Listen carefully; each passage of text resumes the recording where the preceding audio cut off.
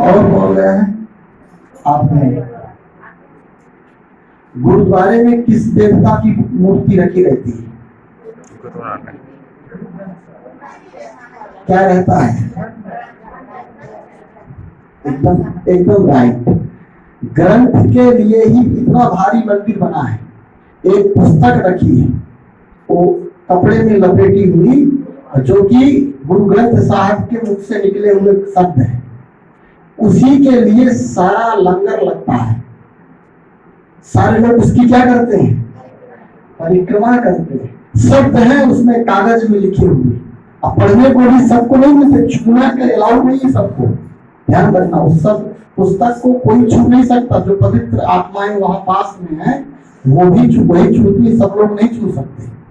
और ये किसके शब्द हैं? और हमने सेंटरों में मुरली यहाँ वहां पड़े हुए देखा है। यह है हमारे भगवान के प्रति प्रेम, समर्पण। हम थोड़ा सा बोल देते हैं, क्या करें, बोलने की हमारी आदत। हमने इस मुरली को यहाँ वहां कोने में, एक भाई ने तो हमसे कहा कि गुरुजी इतनी सारी मुरली हो गई, नहीं कहाँ ले जाए, कहाँ डाल दें? हमने कहा तुम भगवान के बच्चे और ऐसे प्रश्न पूछ रहे हो, कबाड़ी को दे देंगे, कोई इतनी हो गई पढ़ते पढ़ते। ये है हमारे भगवान के प्रति प्रेम का परिचय। आप लोगों के घर में भी होगी, कैसे रखें उसको? समझ लीजिए, इससे लक्ष्मी नारायण पैदा हुए। विश्व का सम्राट जो है लक्ष्मी नारायण है ना, कहां से पैदा हुआ है? मुरली से पैदा हुआ है। ये साधारण नहीं। इसीलिए आपने मुरली में कभी सुना होगा, भगवान कहते हैं कि तुम पहले ये निश्चय करो कि तुम्हें पढ़ाने वाला कौन है। जिस दिन ये जान लेंगे आपकी आपको पढ़ाने, अभी यहाँ कटनी में मुरारी बापू आ जाए, सबसे बड़े अंतरराष्ट्रीय कथा वक्ता है, उनके स्टेज में खड़े होने की जगह नहीं बचेगी। वो वही सब जो बोलेंगे जो हम भी कथा करके बोल सकते हैं, लेकिन उनकी महिमा, नाम है इतना। कौन आ रहा है? अंतरराष्ट्रीय विश्व स्तर की कथा वक्ता है। तो लोग भक्तों बच्चा है। और यहाँ कौन मुरली सुना रहा है? और लोग सोते हैं इस तरह से, हमने देखा है। अच्छे अच्छे लोग बैठ के नींद लेते हैं और मुरली सुना कौन रहा है? इसका मतलब जानते क्या हुआ? आपको कुछ पता ही नहीं कि कौन मुरली सुना रहा है। सच्चाई यही है। नींद आ रही है। आपको एक बात बताएं, आपके घर में अचानक सांसद आ जाए, अचानक घर में आ जाए, तो आप घबरा जाएंगे। अब मुख्यमंत्री आ जाए तो हो सकता है महीने भर नींद नहीं आएगी। कितने लोगों को फोन कर करके बताएंगे, पेपर में आएगा, आपकी फोटो दिखाएंगी, हो सकता है फोटो खिंचवा के मड़वा के टंगवा दे, मुख्यमंत्री जी के साथ हम मिले थे। और अचानक प्रधानमंत्री आ जाए, प्राइम मिनिस्टर, तो हो सकता है हार्ट फेल भी हो जाए। किसके मारे? खुशी के मारे। और यहाँ तीनों लोगों का अखिल कोटि ब्रह्मांड नायक है ना, जो किसी को छू दे तो वो सरस्वती बन जाएगी। कौन है वो? जिसको वो इस तरह क्या कर दे तो वो क्या बन जाएगी? ज्ञान की देवी। वो मुरली चला रहा है और हम सो रहे हैं। समझ की बात है, समझदार समझ जाएंगे। होता है ना। इसका मतलब अभी हमने बाबा को एकदम कितना जाना है? बाबा शब्द बस जाना है। और आप बनारस चले जाएं, वहां रिक्शा वाला बाबा बाबा करता है, नहीं जानता उस विश्वनाथ जी को। वहां सब लोग बाबा बाबा करते हैं, जैसे हम लोग बाबा बाबा करते हैं। इसलिए परमात्मा से मुरली का मतलब है उसके कहे गए शब्दों से प्रेम। बाबा से प्रेम ना करो, केवल बाबा के बताए हुए जीवन में उतारना, यही है भगवान के प्रति प्रेम। धारणा, धारणा शब्द जो है ना, आप लोग जैसे धारणा का समय आता है सब लोग लिखने लगते हैं, हमने देखा अक्सर। लिखना कहाँ पर है? धारण मतलब धारण करो, धारणा। अड़ा में आ की मात्रा है ना, उसको अपने अंदर उतारना है। तो किसमें उतार रहे हैं? कापी में। और कापी समेट करके चलो अपने ड्यूटी में, धारा हो गया। यही सच्चाई है ना, है? तो बाबा कहते हैं, देखिए बहुत अच्छी पॉइंट है आज की मुरली में, फर्स्ट पॉइंट ही बहुत अच्छी है। इस शरीर को भी भूल पूरा पवित्र बेगर बनो। इतने मात्र में ही आप अशरीरी हो जाएंगे, जीवन मुक्त हो जाएंगे, पूरी मुरली का कोई जरूरत ही नहीं है। इस शरीर को भूल पूरा पवित्र बनो। शरीर का मतलब क्या होता है? शरीर का मतलब क्या होता है? कौन बताए? कौन शरीर? ये शरीर की बात कर रहे हैं बाबा? है? किस शरीर की बात कर रहे हैं? देह अभिमान। देह अभिमान कहाँ पर है? शरीर में है। कौन कौन कहता है कि देह अभिमान शरीर पर होता है? हाथ उठाए। आत्मा में होता है? गजब होगा, इतनी मतभेद। सोच में होता है, समझ में। हमारे विचारों पे देह अभिमान है, शरीर पे कहीं दे। हाथ से पूछो कि देह अभिमान है, हाथ को पता नहीं है कि देह अभिमान है। देह अभिमान कहाँ बैठा है? हमारे विचारों में, संकल्पों में, वृत्ति में। स्थूल शरीर को त्याग देना सरल बात है। सोते समय सब लोग देह अभिमानी हो जाते हैं, फिर भी सोते समय कुछ शरीर हैं जो एक्टिव रहते हैं। जो स्वप्न हम देखते हैं वो किस शरीर से देखते हैं? स्वप्न में हम किस शरीर में रहते हैं? स्थूल शरीर तो बॉडी पड़ी है, फिर भी हम कलकत्ता चले गए, मुंबई चले गए, खाना खा रहे हैं। किस शरीर से खा रहे हैं? सूक्ष्म शरीर से। तो देह अभिमान कहाँ है? सूक्ष्म शरीर। और सूक्ष्म शरीर किससे बनता है? है ना? लेकिन लगभग 90% लोग स्थूल शरीर से किसको समझ लेते हैं? एकदम ऊपरी पर 5 प्राण बताए गए हमारे शास्त्रों में। 5 प्राण बताए गए, प्राण, ज्ञान, उदान, समान, और 5 कोष माने गए हैं, है ना? अन्नमय कोष, प्राणमय कोष, आनंदमय कोष, मनोमय कोष और विज्ञानमय कोष। 5 कोष हैं, जिसको 5 इंद्रियां हैं। अंत में ये सबसे आखिरी में है आत्मा। पहले इन सब, ये सब हमारे एक के बाद एक। जैसे आप पहले शर्ट पहने हैं, शर्ट के नीचे बनियान पहने हैं, है ना? तो बनियान और ज्यादा शरीर से चपकी है, शर्ट थोड़ा क्या है? ऊपर है। उसी तरह ये बॉडी जो दिख रही है ये बहुत ऊपर है, इससे बाबा का कोई ज्यादा लेना देना नहीं है। सबसे जो खतरा है हमारे लिए वो जो अंदर वाली बनियान के अंदर बनियान, बनियान के अंदर बनियान, संकल्पों का, सूक्ष्म विचारों का, ये जो शरीर है ना, इनमें ही माया बैठी है। इसमें कहीं माया नहीं बैठी। ये तो सबसे ऊपर वाला कवर है, लेकिन ये सही समझ रहे? बाबा कह रहे हैं इस शरीर को, इस शरीर का मतलब सारे अंदर के जितने भी संकल्प, विचार, मन, बुद्धि, ये सब शरीर ही है। इनको भी आप शरीर से अलग एकदम नहीं समझना, नहीं तो भूल हो जाएगी। पूरा पवित्र बेगर बनना है। पवित्र बनने की जरूरत नहीं यदि आपने क्या कर दिया? शरीर को भूल गए तो। और शरीर में ही हमारा नाम, रूप, देश, काल, भाषा, जाति, संप्रदाय, धर्म, ये सब कहाँ बैठे हैं? सूक्ष्म शरीर के भी अंदर बैठे हैं। आपके जाति भर को कोई गाली दे दे तो आपको गाली लग जाएगी। सोचिए आप कितना सूक्ष्म में बैठा है ये भाव, है ना? कोई नाम नहीं ले आपका, खाली कहते कि ये सारे पंडित ऐसे ही होते हैं, तो जितने पंडित बैठे सबकी आग लग जाएगी एक साथ, जबकि किसी व्यक्ति विशेष को नहीं बोला गया। कितना गहराई में ये संस्कार और चेतन मन के सबकॉन्शियस माइंड के भी गहराई में बैठा है। इसको निकालना पड़ेगा।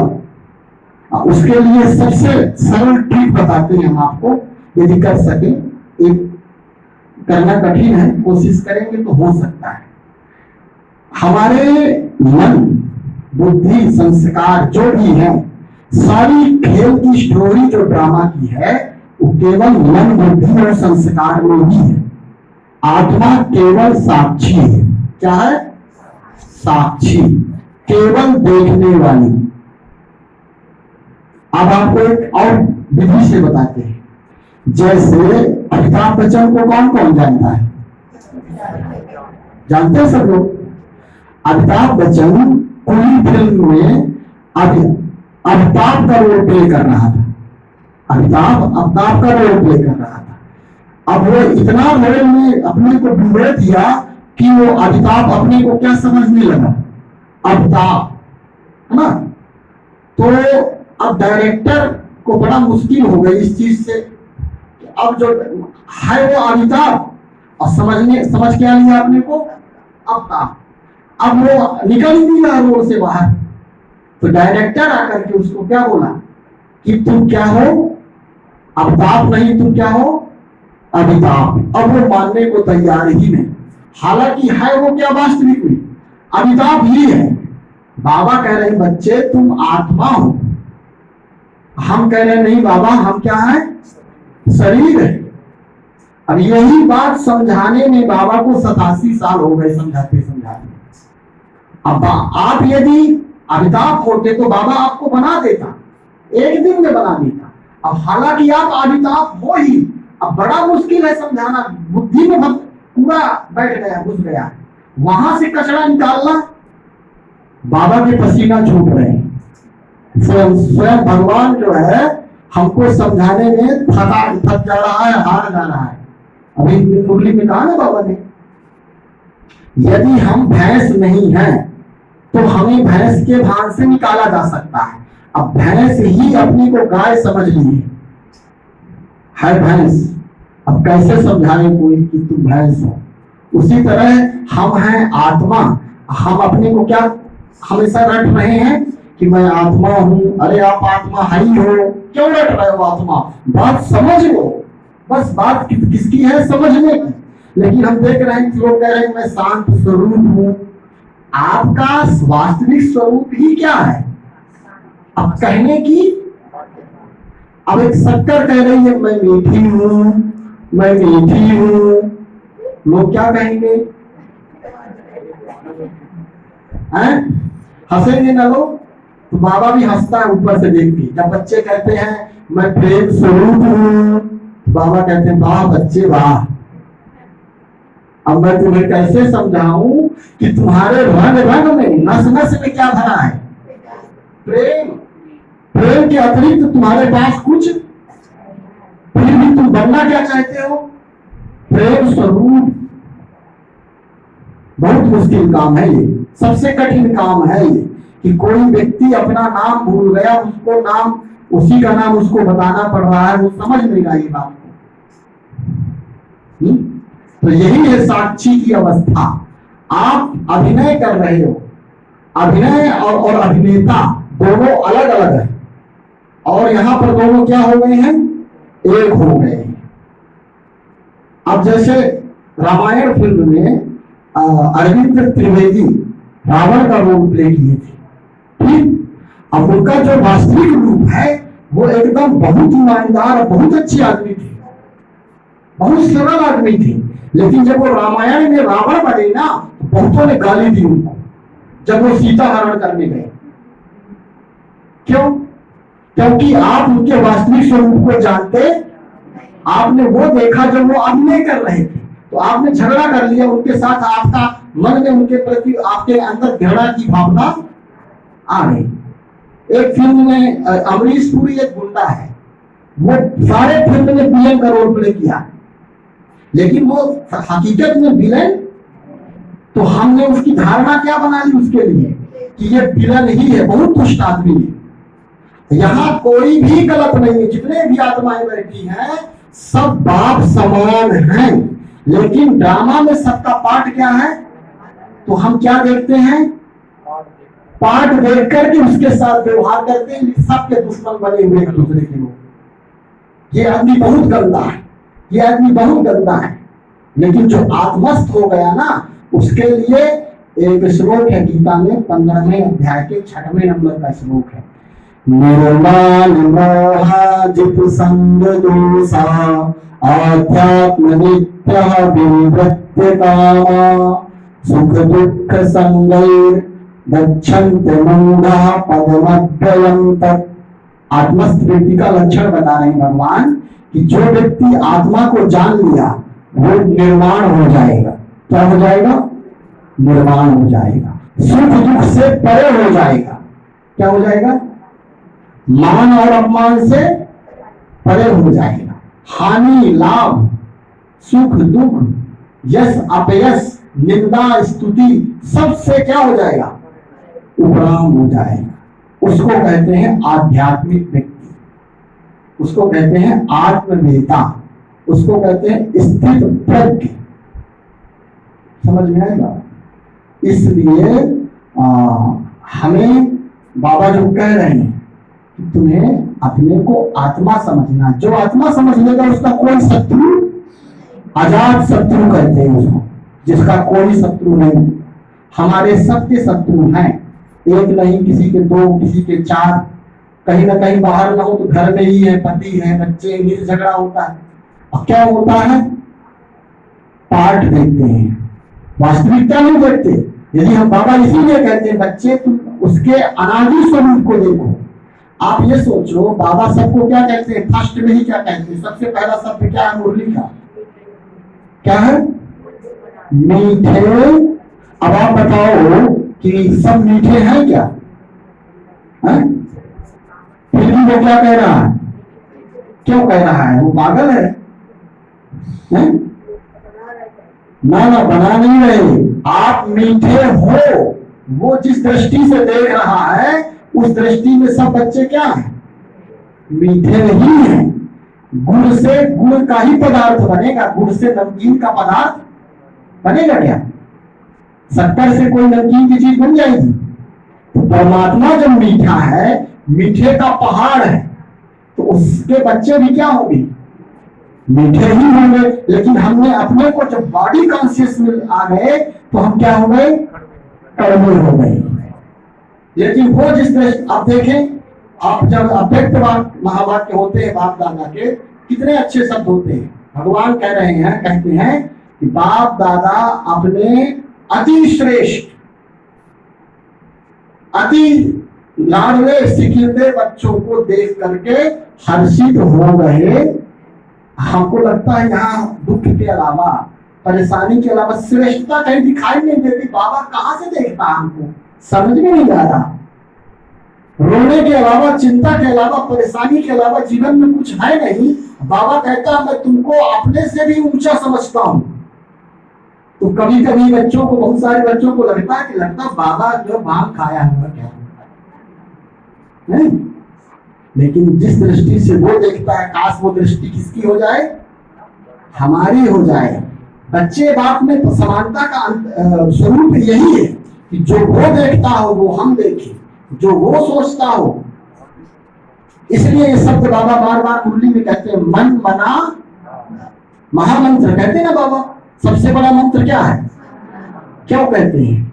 आपने ध्यान नहीं दिया हो। क्योंकि हमारा मन जो है पूरी तरह से देह अभिमान में आ गया है। हमारा मन सही काम कर ही नहीं सकता। तो बाबा ने क्या कहा कि अब तुम थोड़े समय के लिए हमारे मन को यूज करो। अपना मन क्या कर दो? अलग कर दो। मैं तुमको किसका मन देता हूं? ये लो मेरा मन। अब मेरा मन तुम्हारे पास आ जाएगा तो तुम देवता बन जाओगे। क्या बन जाओगे? देवता बन जाओगे। लेकिन हम किसकी बात मानते हैं? अपने मन की। सुनो सबकी करो मन की। यही महामंत्र चला दिए सब लोग।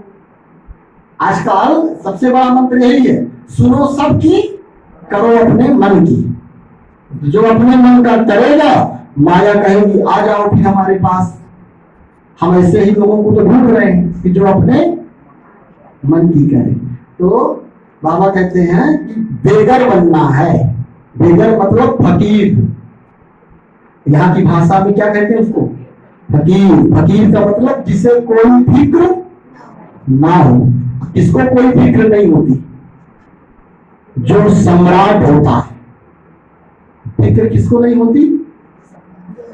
जो राजा होता है, जो एकदम भरपूर है, जिसके पास जिसको कुछ भी नहीं चाहिए, उसी को झुकाया नहीं जा सकता, बाकी सब झुक जाएंगे। इच्छा है तो आपको झुकना पड़ेगा माया के सामने।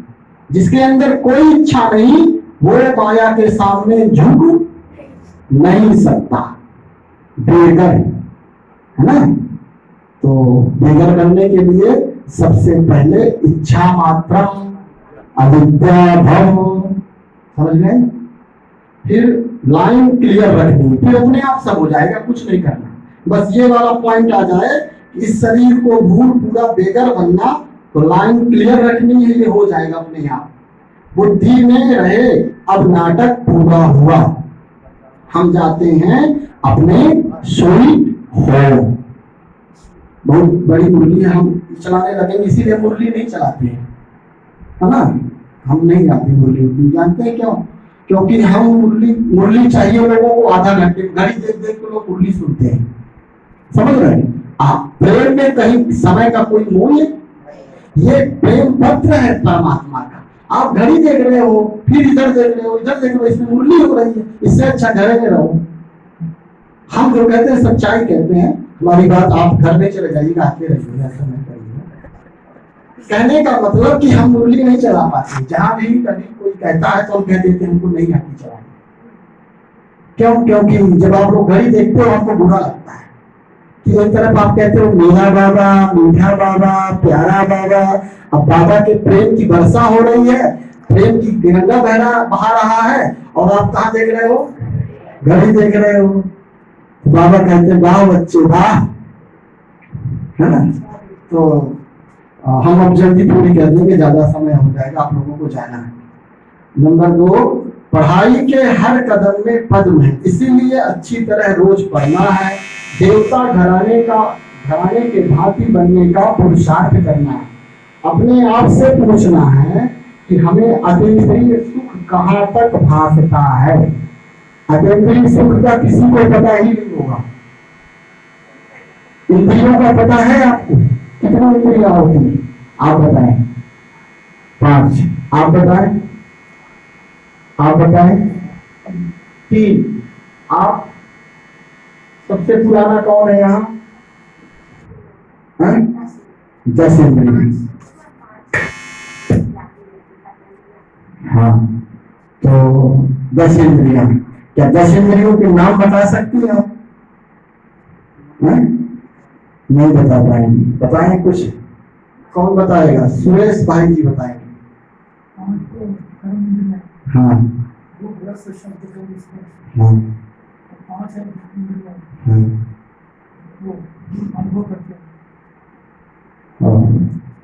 तो अभी तक हमें इंद्रियों का ही सबको पता नहीं है। बाबा कहते हैं कि अतीन्द्रिय सुख, है ना, किसको मिलता है? गोपियों को, है ना? अब आप स्वयं देख लें। वरदान बुद्धि के साथ और सहयोग के हाथ द्वारा, हाथ रखेंगे।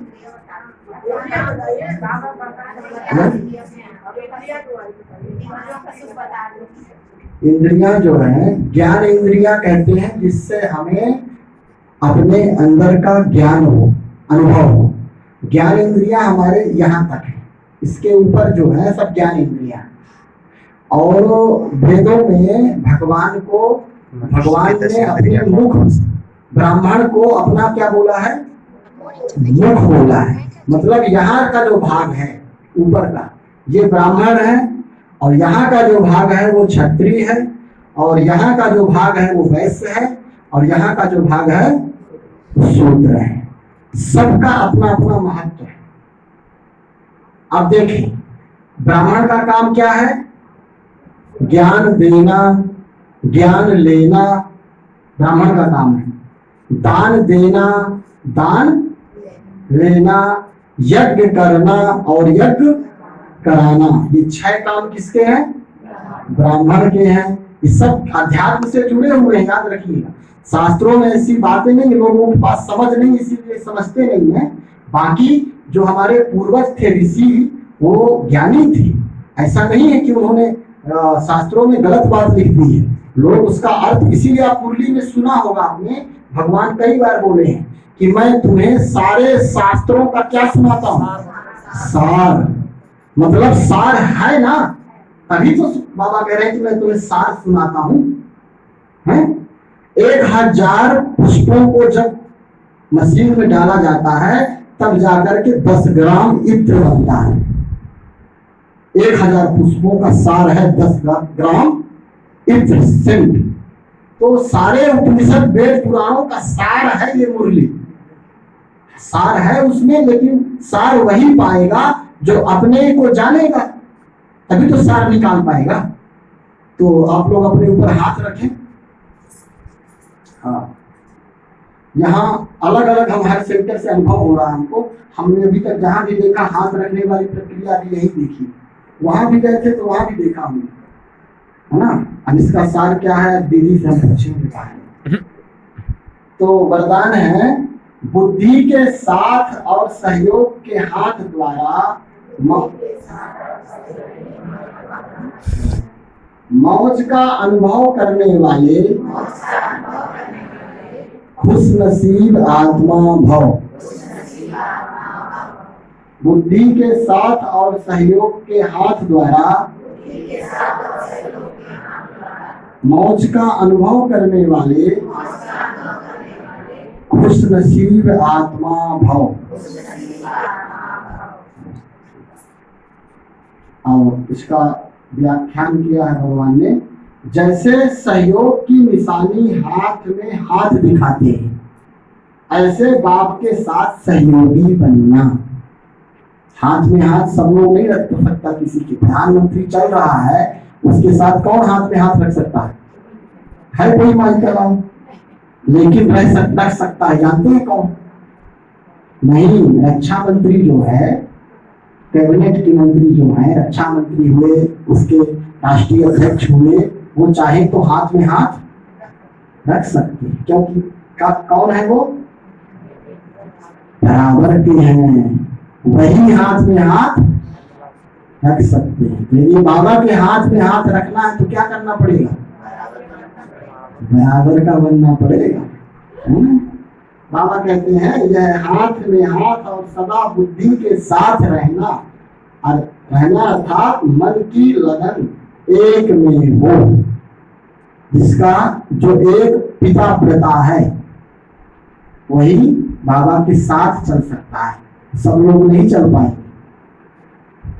बाबा कह रहे हैं सदा यही स्मृति रहे कि गॉडली गार्डन में हाथ देकर साथ साथ चल रहे हैं, इसमें सदा मनोरंजन में रहेंगे। भगवान के साथ जो रहेगा वो कैसा रहेगा?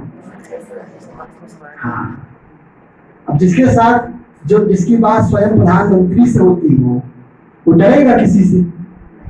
सिपाही से, कलेक्टर से, कोई आ जाए सांसद मुख्यमंत्री कहे कि हम तुम्हारा देख लेंगे, उसको हंसी आएगी उस पर। क्यों? क्योंकि उसकी बात, उसका रिलेशन किससे है? प्रधानमंत्री से, है ना। तो कहेगा कि ये हमको जानता नहीं है, इसीलिए तो हम लोग छोटी छोटी चीजों में डर जाते हैं। नहीं, क्यों डर जाते हैं? क्योंकि हमारा संपर्क किससे? बाबा से। जिसको बाबा से संपर्क है वो काल के सामने भी आंख में आंख मिला के बात करेगा कि कहो भैया हमारे पापा जो है ना महाकाल है, किसके पास आए हो? तो बाबा कहते हैं कि सदा खुश और संपन्न रहेंगे, ऐसी खुश नसीब आत्माएं सदा ही मौज का अनुभव करती रहती हैं। स्लोगन है, इसको भी बोलेंगे आप लोग। दुआओं, चलिए बोल दीजिए। दुआओं का खाता जमा करने का साधन है, संतुष्ट रहना और संतुष्ट करना। संतुष्ट रहना, संतुष्ट करना। है ना, ये इसका बहुत गहरा अर्थ है, संतुष्ट रहना और करना। इसको हम अब नहीं समझाएंगे, ज्यादा समय हो जाए। सभी को धन्यवाद। ओम